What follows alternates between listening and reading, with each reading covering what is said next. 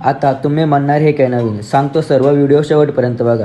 तर राधेकृष्ण मंडळी, मी रोशन चव्हाण स्वागत करतो तुमचं आजच्या या नवीन ब्लॉगमध्ये.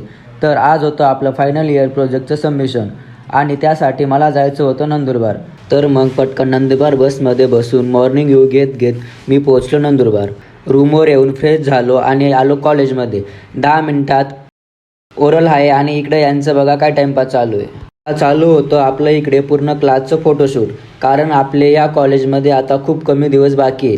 आता आपली ओरल तर झाली होती, आता आपल्याला करायचं होतं सबमिशन आणि ही आहे त्याची ब्लॅक बुक.